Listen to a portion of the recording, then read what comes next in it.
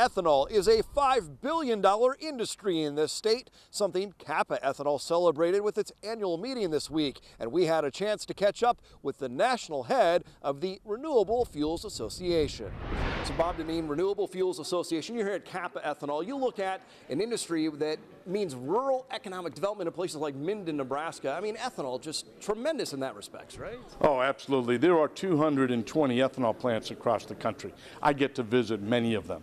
And what I see when I go to those plants is rural economic development. You see the investments that are made. You see what increased tax revenue from that plant means. You see what the additional jobs that brings means to a community. You want to maintain a strong national policy and a strong RFS, right? Oh, absolutely. Look, ethanol is critically important to our nation's economic, environmental, and energy security. It hits all policy areas. Recently, the president of the American Petroleum Institute, trying to undermine support for the RFS, said that the program is no longer needed, that we can frack our way to energy independence. And I think that that is just nuts. My friends here in central Nebraska who grow corn, they were not crazy about how things went with the RFS. You know, it ended up being a little better maybe than what we had heard. But have we heard the last of things with the RFS for now? No, I think there's going to continue to be fights over it.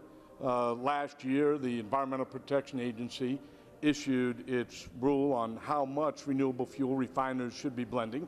And for the first time, they didn't enforce the statutory levels. They decided they knew better than Congress how much ethanol and biodiesel should be used, which is just crazy. I know that the long-term prospects for ethanol remain extraordinarily bright, but in the short term, we're going to continue to have to fight the negative misinformation coming from the petroleum industry and an environmental protection agency that is hostile, not just to corn ethanol, but to farmers. And that's a deep frustration. But when you're still dealing with that blend wall, and explain to folks what that is, but when we're still dealing with kind of that 10% level, certainly the industry would like to be able to see at least E15 and certainly encourage the higher blends as well. Yeah, the blend wall just refers to how much ethanol can be blended into gasoline in a way that the oil companies want. I mean, it's sort of their creation. They have laid down the marker that you can't blend more than 10%.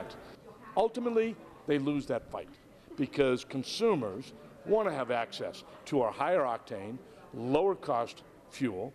They want alternatives at the pump. They want something that they can run in their vehicles that's going to help their communities at home. Ethanol has revitalized rural America. It is the single most important value-added market that farmers have today, and you cannot overstate its importance. Thanks so much for being with us. Thank you.